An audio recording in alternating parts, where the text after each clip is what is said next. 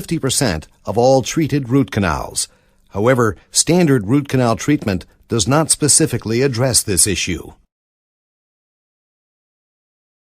During the standard procedure for root canal treatment, an apical patency up to file number 30 is applied, creating a passage through the apex into the periapical lesion.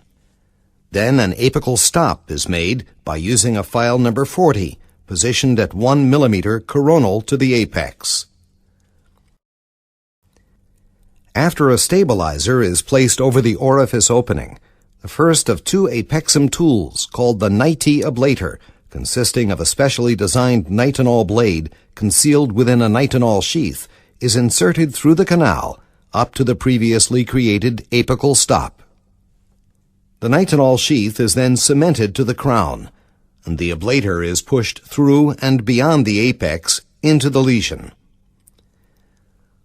The ablator is now rotated at 250 RPM for 30 seconds, thus roughly grinding the lesion tissue while leaving the bony crypt intact. After removal of the NITE ablator, a second tool, the PGA ablator, which consists of a bioabsorbable flexible filament, is inserted into the ground tissue and rotated at 5,000 RPM for 30 seconds, mincing it further to an even finer consistency.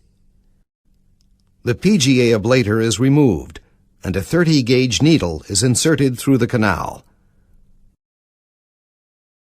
The lesion is now rinsed and flushed out with saline. Once the backflow fluid appears clear, the needle is removed. After the procedure, a standard root canal filling is performed. As demonstrated in clinical studies, more than 90% of lesions treated with apexum heal within 1 to 3 months. This enables restoration work to commence earlier than in current practice. Root canal treatment begins with the standard drill to access the inside of the tooth. Slower speed round drills can then be used to remove decay and to expose the canals. Tiny files are then used to remove the contents of these canals. The manual method of root canal treatment involves using increasing file sizes that gently clean and shape these canals.